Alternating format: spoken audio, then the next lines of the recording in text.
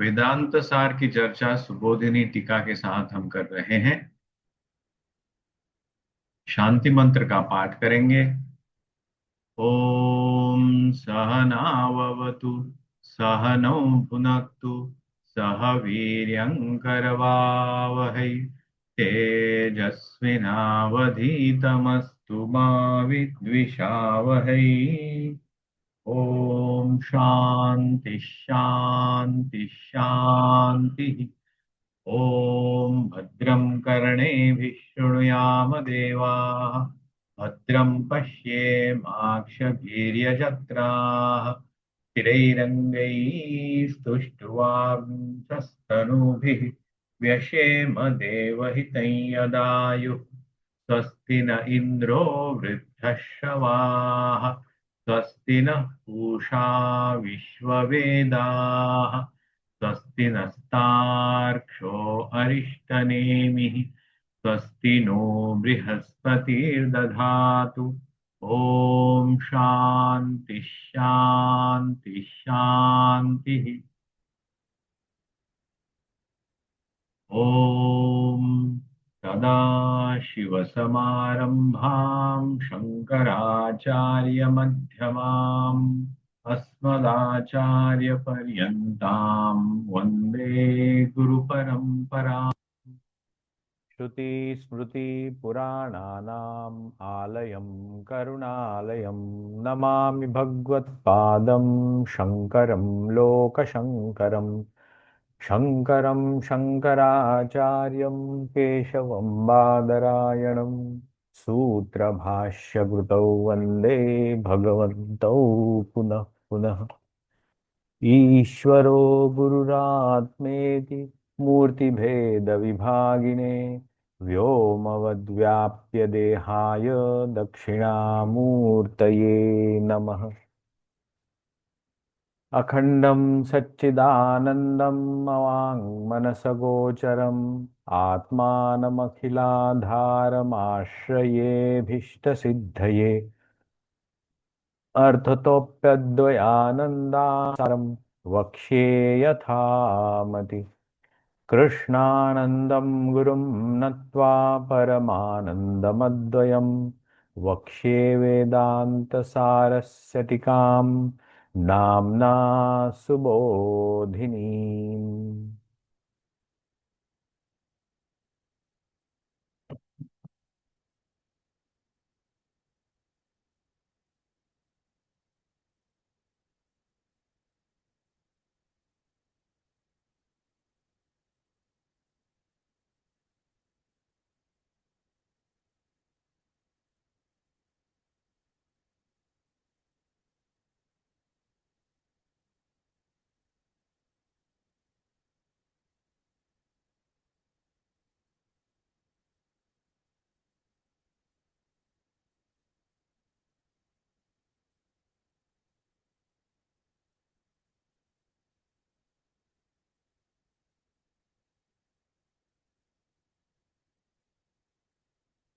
पिछली बार हमने पूरा जहाँ तक हमने पढ़ा था उसका एक अवलोकन किया है।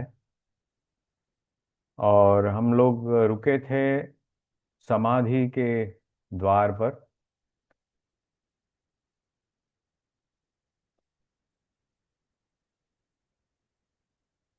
समाधि दो प्रकार की हम देखे थे हम लोगों ने, सविकल्प और निर्विकल्प। श्रवण मनन निधिध्यासन ये करते हुए वहां तक हम पहुंच सकते हैं। और आगे की जो प्रक्रिया है वो अंतरंग साधन है।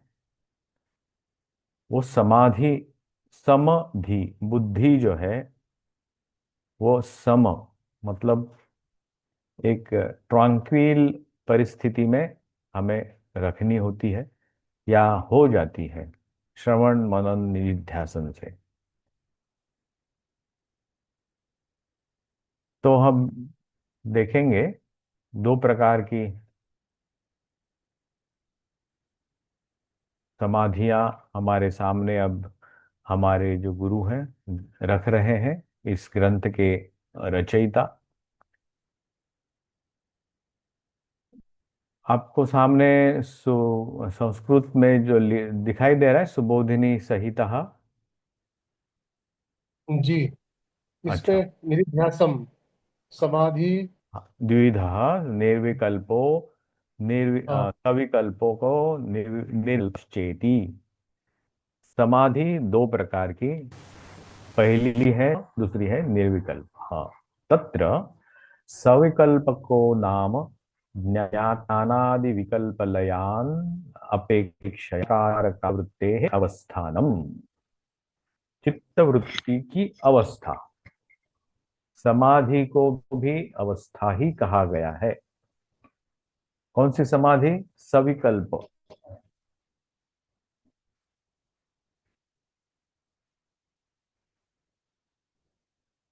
वहां क्या होता है? ज्ञातृ ज्ञानादि विकल्प, या सविकल्प मतलब विकल्प चाहिए।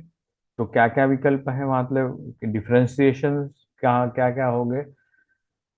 ज्ञाता मतलब हम लोग जो प्रमाता, जो जानने वाला जो है, जानने की वस्तु, और जो जानने की प्रक्रिया, ज्ञातृ ज्ञान, जो ज्ञान। अनपेक्षया, इसकी अनअपेक्षा, इसकी अपेक्षा न करते हुए, अद्वितीय वस्तुनि, जो अद्वितीय वस्तु है, जो अखंड, जो कुछ एक वस्तु जिसको जिसको हम ढूंढने निकले हैं, तदाकार कारिताया, उसके आकार में अपने आप को ढाल लेता है, परिणत कर लेता है। वो चित्तवृत्ति जो है, उसकी जो अवस्था है, उसको सविकल्प कहते हैं। हमने इसके पहले देखा कि हम किसी प्रकार का ज्ञान, म्हणजे जागतिक वस्तुओं का ज्ञान कैसे होता है, तो हमारी इंद्रियों से जो प्रकाश है या बाहर जाता है, उसके साथ मन भी रहता है। और जो मन है उस हम वस्तु के ऊपर जो आता है, तो वो वस्तु का आकार ग्रहण करता है, और उसका प्रसाद अंदर आता है, reflection. We are only able to understand the internal reflection of the outside objects। यही देखा था हम लोगों ने। जो हमें जो ज्ञान होता है जागतिक वस्तुओं का, आंखों से जो दिखता है, कानों से सुनाई देता है, हमारी दूसरी जो पंचेंद्रियों से जो ज्ञान प्राप्त होता है, वहां मन का भी होना आवश्यक है,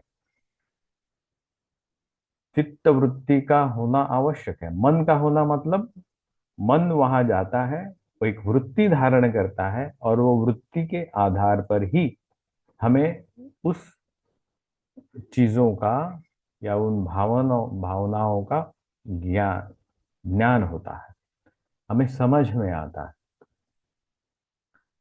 तो वैसे ही यहां भी जो एकाकार है, अद्वितीय वस्तु, अद्वितीय जहां दो नहीं है, ऐसी जो वस्तु है, उसके आकार में परिणत होता है। मतलब जो मन है वो दो नहीं है, वहां पे मन भी उसी आकार में परिणत हो जाता है, अद्वितीय वस्तु। तद आकार आकारिता, उसके आकार में आकारित हो जाता है, अपने आप को ढाल लेता है। जैसे एक सांचे में मट्टी डालने से उस मट्टी को उस सांचे का आकार प्राप्त होता है, वैसे ही ये सविकल्प जो समाधि है वो उस तरह की है। तदा वहां मृण्मय गजादि भाने अपि, गजादि भान जो खिलौने होते हैं मट्टी के, हम मट्टी के खिलौने देखते हैं, उसके अलग अलग कलर भी देखते हैं, उसके अलग अलग आकार भी देखते हैं, अलग अलग साइज भी देखते हैं। वृद्धानवद उसका ध्यान रखते हुए भी हमें और एक चीज का ध्यान रहता है, वो होता है उसकी मट्टी, वो किस चीज से बना हुआ है। वो समझो हाथी घोड़े जो सैनिक ऐसे खड़े रहे कि दुकान में बिक्री के लिए रखे हुए हैं, तो उस मट्टी के बनाए होंगे या स्टील के बनाए होंगे या किसी धातु के बनाए होंगे, उस धातु का भी या उस जिसके आधार पर वो चीज बनाई है उसका भी भान रहता है, और उसके साथ साथ इन आकार और उनका नामों का भी हमें भान रहता है। वैसे वृद्धानवत अद्वैत भाने अपि, सॉरी, द्वैत भाने अपि अद्वैतम वस्तु भासते। द्वैत भाने, यहाँ द्वैत का भी हमें भान रहता है सविकल्प में। उसके साथ साथ अद्वैत का भी भान रहता है। कैसे? जैसे हम समुन्दर के किनारे जब जाते हैं तब हमें क्या क्या दिखाई देता है, वहां समुन्दर के किनारे जाते हैं तो समुन्दर देखते हैं, लहरें भी देखते हैं, बुदबुदें भी देखते हैं, और उसके अलग अलग आकार भी देखते हैं। आनंद आता है सब देख के। वैसे ही इस सविकल्प के साथ समुद्र के हुए अद्वैत का भाव भी हमें देखते हैं, वहां पे बुदबुद देखते हैं, लहरें देखते हैं और आनंद आता है। लेकिन हम लोग क्या देखते हैं? पानी देखते हैं, समुंदर का पानी।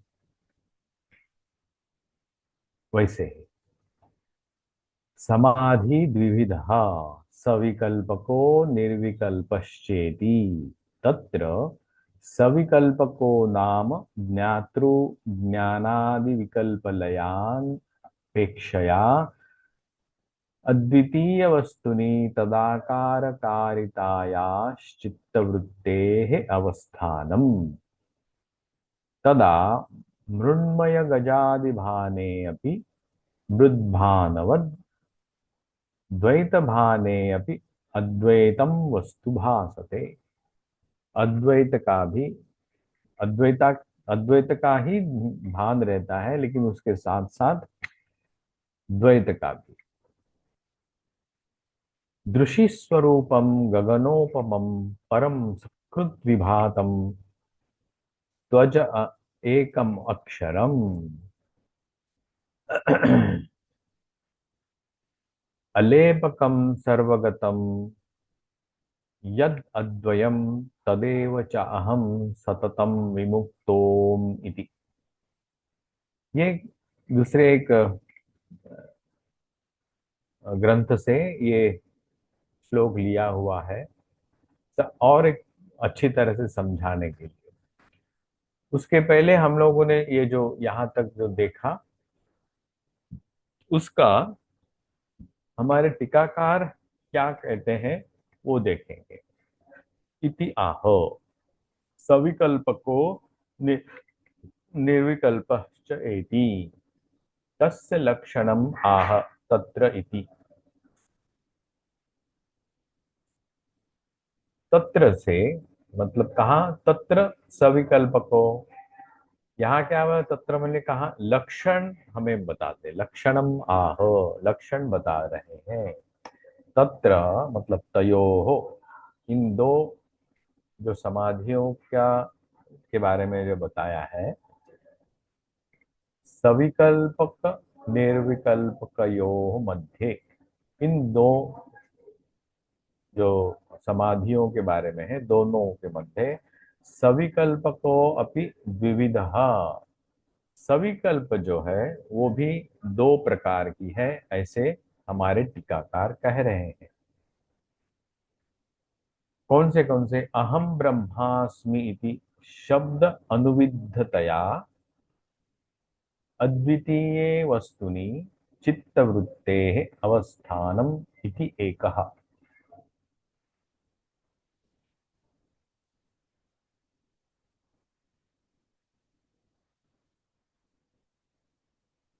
पहला क्या है?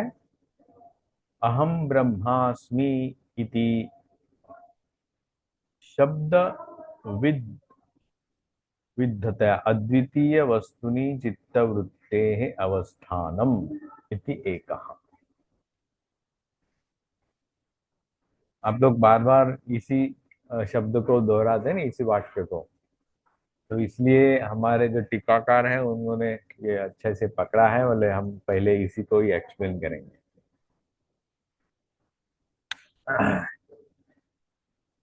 सविकल्प और निर्विकल्प में पहले उन्होंने लिया सविकल्प। वो कहते हैं कि सविकल्प जो है समाधि, वो दो प्रकार की, उसमें भी उन्होंने दो प्रकार बताए। अहम ब्रह्म अस्मि इति, ये क्या है? शब्द अनुविद्धतया, शब्द से अनुविद्ध मतलब विद्ध हो गया, शब्द के आधार से अद्वितीय वस्तुनि, जो अद्वितीय वस्तु है उसमें चित्तवृत्ति की अवस्थानम, उसमें चित्तवृत्ति की अवस्था, ये एक प्रकार की सविकल्प समाधि बताई।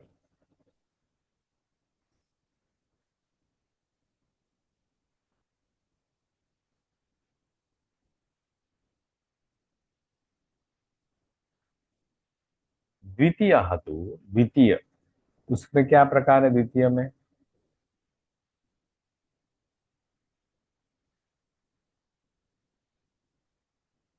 द्वितीय क्या बोल रहे हैं? ज्ञातृ ज्ञान विलय अनपेक्षया अहम ब्रह्मास्मि इत्यतया अद्वितीये वस्तुनि अविच्छेदेन चित्तवृत्तेः अवस्थानम इति अर्थ। यह दोनों में अहम ब्रह्म अस्मि इति, ये यही एक बोध है, लेकिन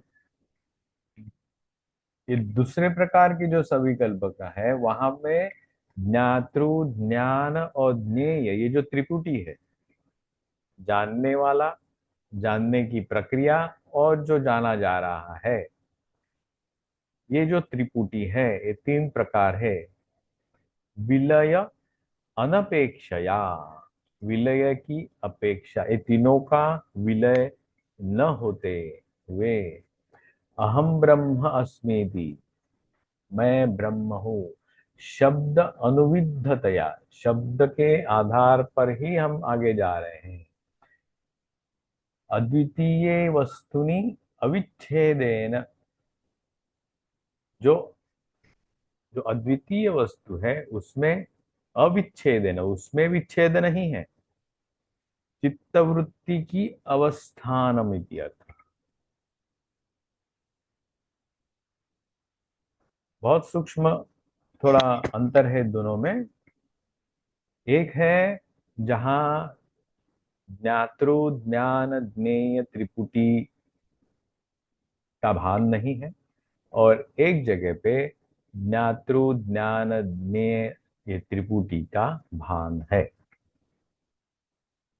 ये हुआ सविकल्प।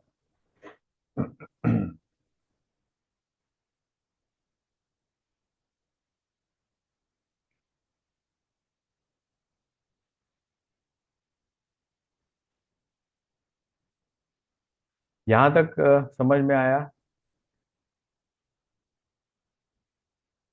हेलो, क्या हम? यस। ओके, तो अहम ब्रह्मास्मि ये भाव आप में जग गया होगा। That is good. बाकी लोग क्या बोल रहे पता नहीं। अच्छा, ठीक है।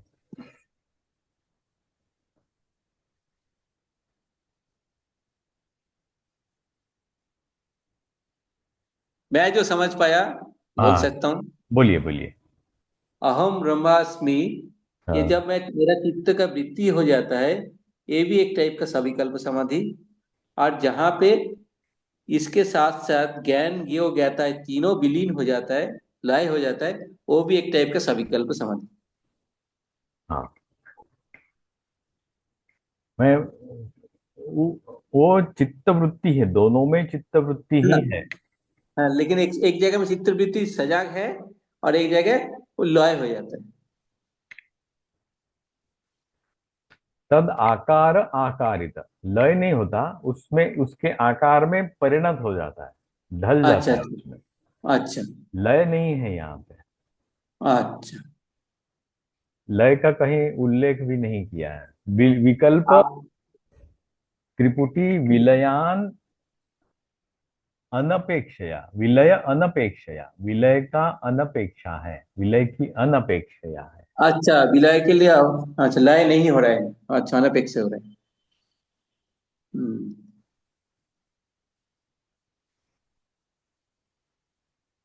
तो अभी आगे हमारा जो प्रश्न करता है वो पूछते हैं कि ननु भक्षिते अपि लशुने न शांतो व्याधि ही। कुछ कुछ लहसुन मतलब हम जो लहसुन खाते हैं, अ,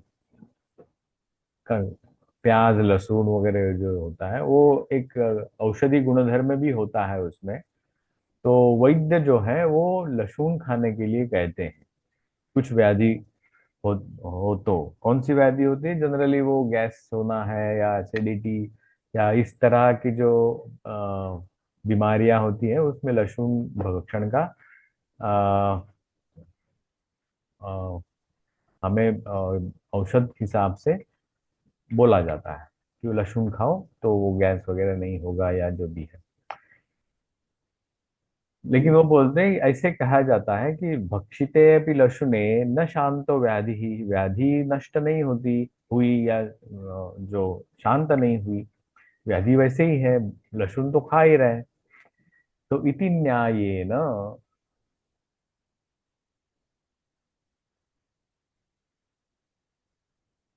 उक्त सविकल्पक समाधय समाध्योः सकल भेद निराकरणाय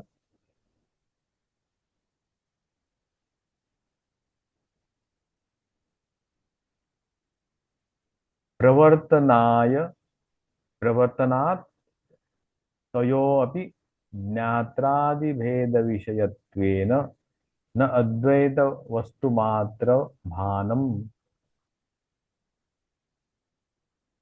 यहां तक देखते हैं।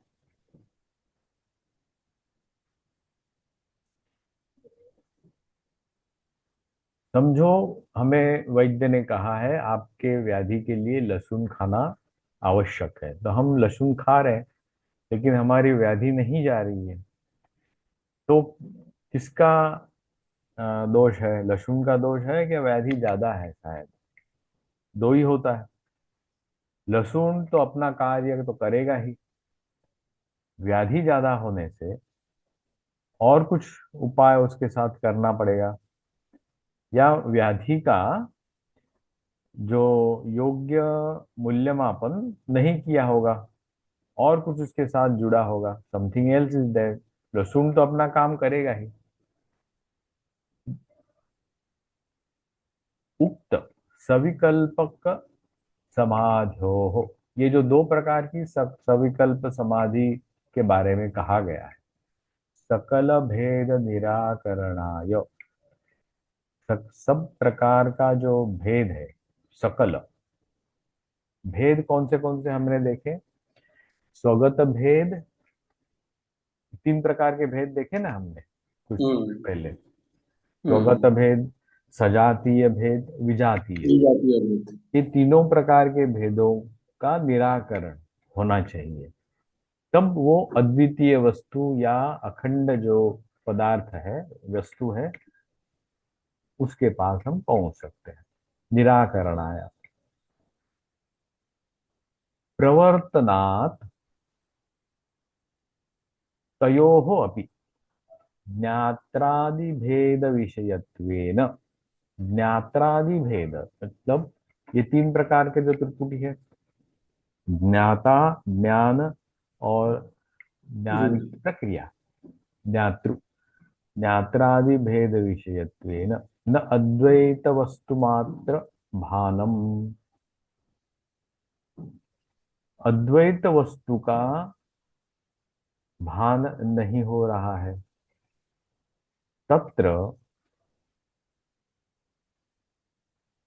तत्र इति आशंक्य, ऐसी आशंका समझो उस किसी के मन में हो,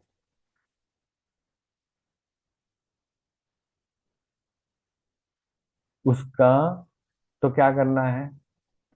उत्तरम आह तद इति, उसका उत्तर दिया जा रहा है। कब? तद इति, तद ये जो है ना, ये एक्सप्लेनेशन, तदाम मृण्मय गजादि भाने अपि, इस उक्ति से, उस उदाहरण से ये जो किसी के मन में आशंका जगी, तो उस आशंका का निराकरण करने के लिए क्या कह रहे हैं? तदा सविकल्पक समाधि अनुभव काले, सविकल्प समाधि का जो अनुभव हो रहा है उस समय, ज्ञात्रादि भेद प्रतीताद अपि अद्वैतम, अद्वैत वस्तु भासते एव। वो क्या हो रहा है वहां पे?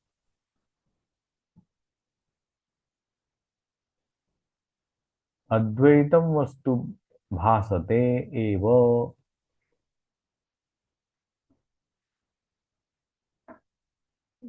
वहां पे हमारी जो चित्त वृत्ति है उसने उसके आकार में अपने आप को परिणत कर लिया।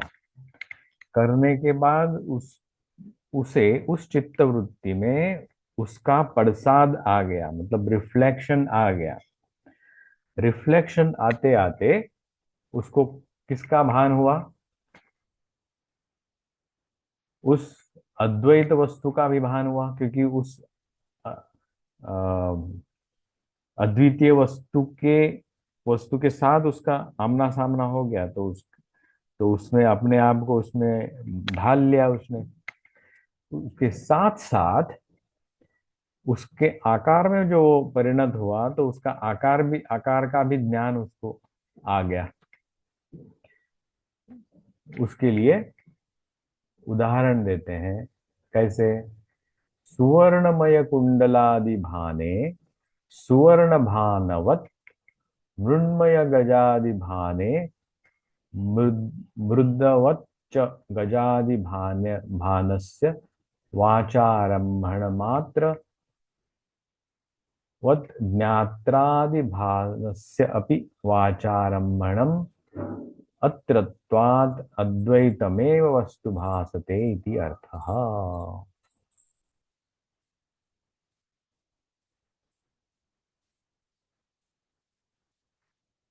देखिए, सुवर्णमय कुंडलादि भाने, हम कुंडल मतलब कान की कुंडल होते हैं, या हाथ के कंगन होते हैं, गले में हार होता है, चेन होता है, वो देखते हुए हम और क्या देखते हैं? उसके साथ साथ उस सुवर्ण भी देखते हैं, या कि जिस चीज, किसी चीज से जो वो जो चीज बनी है उसका भी भान होता है।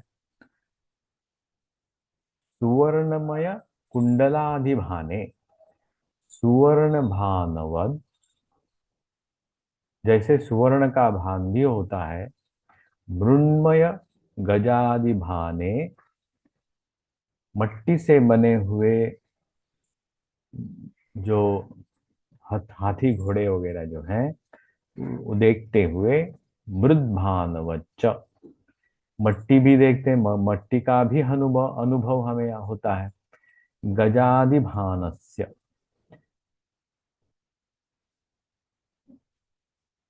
वाचारंभणम अत्रत्वात् ज्ञात्रादि भानस्य अपि वाचारंभणम मात्रत्ववत्। मतलब वाचारम्भण मतलब उसके नाम अलग अलग हैं। किसी को आप घोड़ा बोलते हैं, किसी को सैनिक बोलते हैं, किसी को राजा, कहीं को सैनिक और कुछ हाथी, या और कुछ कुछ बोलते हैं। वो हुआ वाचारंभणम। लेकिन किसकी वाचा है, किसको बोल रहे हैं, शब्द किसके हैं, उसके आकार के आधार पर है। लेकिन सब में क्या है, मिट्टी ही है। ज्ञात्रादिभानस्य अपि वाचारंभण मात्रत्वात् अद्वैतम एव वस्तु भासते इति अर्थः। ज्ञात्रादिभानस्य, ज्ञात्रादिभान, अब वो वृत्ति ने अपने आप को उस अद्वैत वस्तु में, या ये जो अद्वितीय वस्तु है, अखंड वस्तु है, उसके आकार में अपने आप को ढाल लिया। उसके साथ साथ वाचा, इसमें वाचारंभणम क्या क्या है कि एक में ये वृत्ति है, और वो ये जो वृत्ति में वो अद्वितीय वस्तु का भी भान हो रहा है, और उसके साथ साथ ये वृत्ति का भी ज्ञान हो रहा है, और अद्वैतम एव वस्तु भासते, उस अद्वैत जो वस्तु है जिसके आकार में वो वृत्ति ने अपने आप को परिणत किया है, उसका भी भान वहां हो रहा है।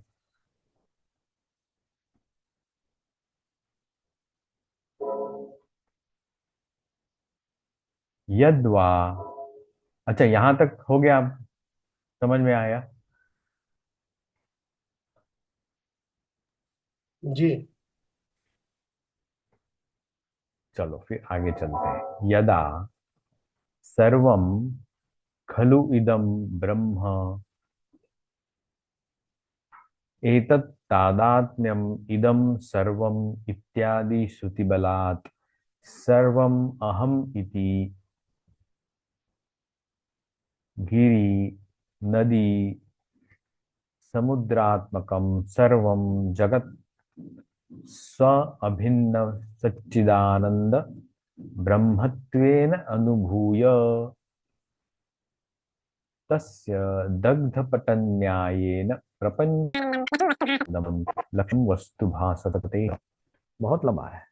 अभी एक नया, पहले वाला जो कौन सा वाक्य था, अहम ब्रह्मास्मि, वो ब्रह्मास्मि जो चित्तवृत्ति है, वो कौन सी चित्तवृत्ति हमने देखी, वो एक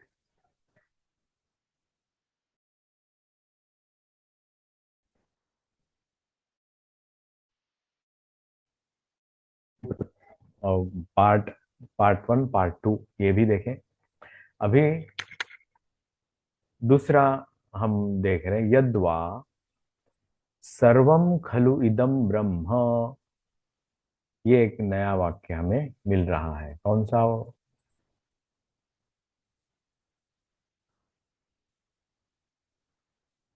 ये देखिए, सर्वम खल इदम ब्रह्म। ये एक और एक महावाक्य है, ये महावाक्य है। हम लोगों ने वो पहले देखा था, तत्वमसी देखा, उसको समझने के लिए और बहुत से वाक्य देखे, और वाक्य का अपने आपस में जो शब्द, और कुछ कुछ जो शब्द हैं उसको उसका आपस में संबंध क्या है, एक दूसरे का संबंध क्या है, उसका रिलेटिविटी क्या है, और उसका लक्षण लक्षण भाव क्या है, इस आधार पर भी हमने उसका अभ्यास किया, एक वाक्य को समझने का। और ये हम अभी अहम ब्रह्मास्मि, ये एक महावाक्य हमने लिया, उसको हमने किसके साथ समझा, सविकल्प समाधि के साथ हमने अहम ब्रह्म अस्मि इति इस वाक्य को, इस चित्तवृत्ति को, ये चित्तवृत्ति है, अहम ब्रह्म अस्मि, ये चित्तवृत्ति है। और अभी दूसरा महावाक्य हम देख रहे हैं, वो है सर्वम खलु इदम ब्रह्म। इसमें भी तीन शब्द है। सर्वम, जो भी कुछ है, सर्वम। खलु इदम, इदम मतलब हमारे सामने। खलु मतलब सर्व को और एक्सटेंशन और सपोर्ट दे रहा है। खलु मतलब जितना भी है, सर्वम खलु, उसमें मैं भी आ रहा हूँ, जो देखने वाला भी आ रहा है, समझने वाला भी आ रहा है। मतलब यहाँ अपने आप को अलग नहीं किया हुआ है। मैं भी उस सर्व में मैं ही हूँ, खलु में भी मैं ही हूँ। लेकिन यहाँ अहम ब्रह्म अस्मि इति, ये तीन वाक्यों में क्या, मैं ब्रह्म हूँ, इसमें थोड़ा दूरी है। मैं और ब्रह्म, ये दो है, और मैं वही हूँ, ऐसे कहा है। और यहाँ सर्वम खलु इदम ब्रह्म, सर्व जो भी है, खलु में भी सब आ रहा है, और इदम मेरे सामने जो जो मेरे अनुभव की चीजें हैं। इदम इदम इदम इदम मतलब मेरे सामने ये इदम लैपटॉप है, इदम और डोंगल है, इदम मेरे सामने ये कप है। इदम से मेरे नजदीक की वस्तुएं बताई जाती है। तो इसमें तादात्म्यम इदम, उसमें सब में तादात्म्य, तद आत्म्य, तद मतलब मैं ही हूं, ऐसा जो भाव, आत्म आत्म भाव। सर्वम इत्यादि श्रुति बलात् सर्वम अहम इति।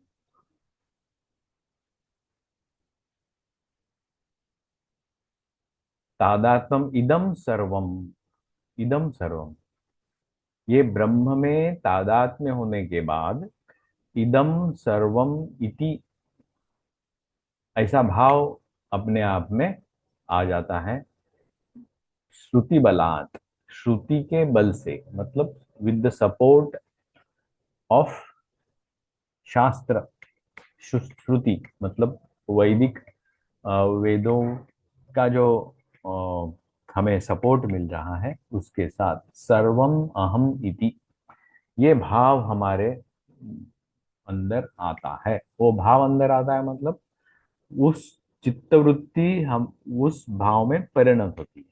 उस चित्तवृत्ति में भाव आता है। पहले में वो भाव नहीं था, वो अनुभव था, लिटिल मटेरियलिस्टिक अनुभव था। इसलिए वो मटेरियल वहां पे उदाहरण दिए। सर्वम खलु इदम ब्रह्म एतद आत्मा इदम सर्वम।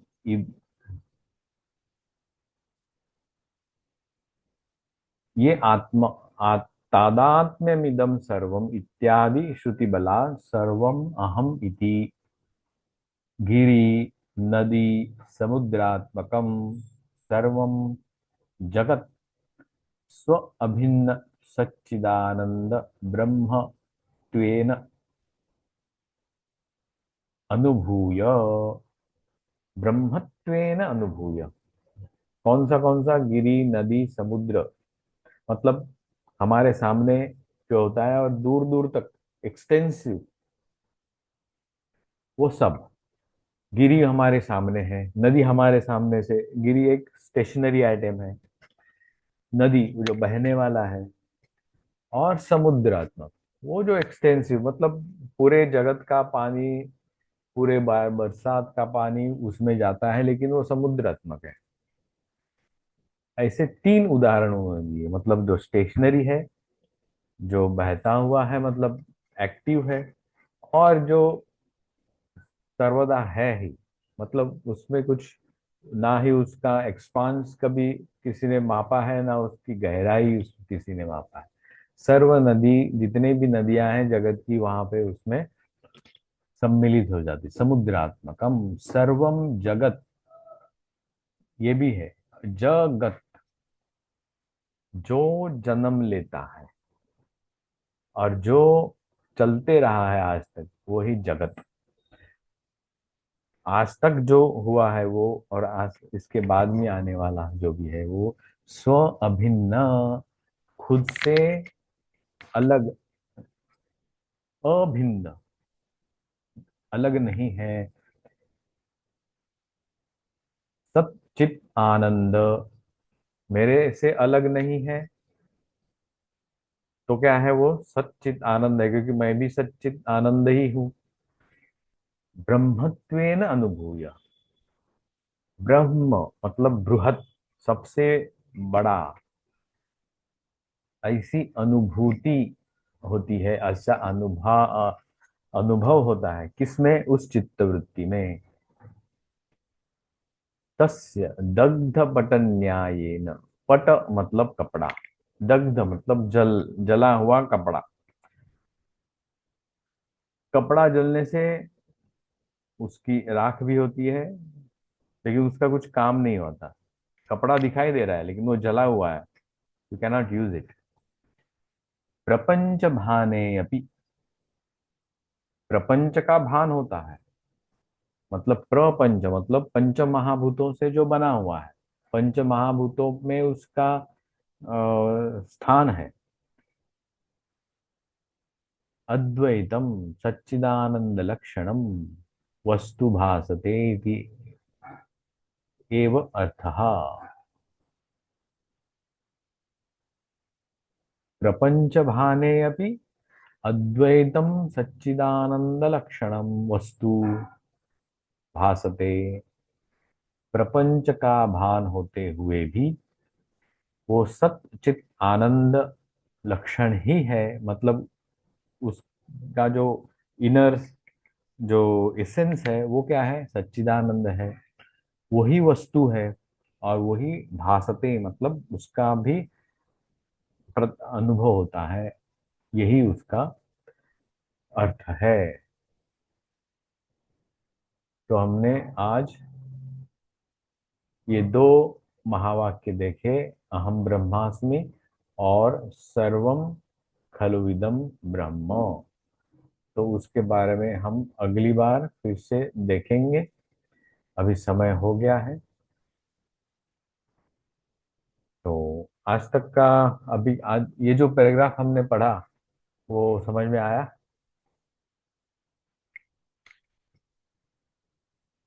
पहले पहला जो आपने बताया उसमें झप्पी आ गया।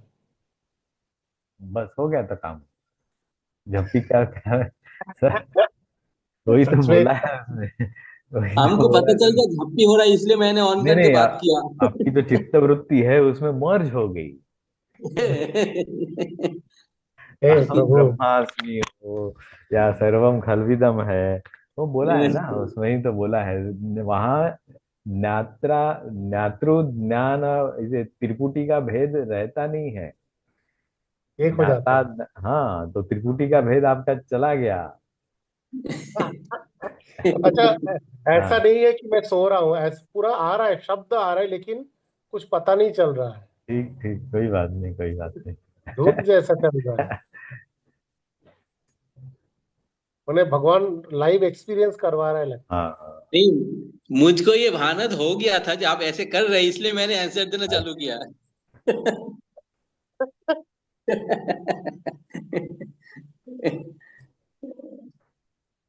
चलो आज का एंड कर लेते हैं। हम्म।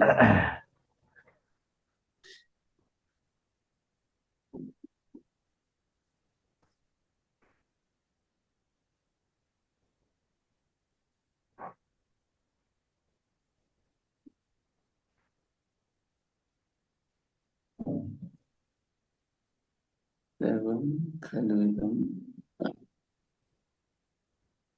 शांति मंत्र दिखाई दे रहा है?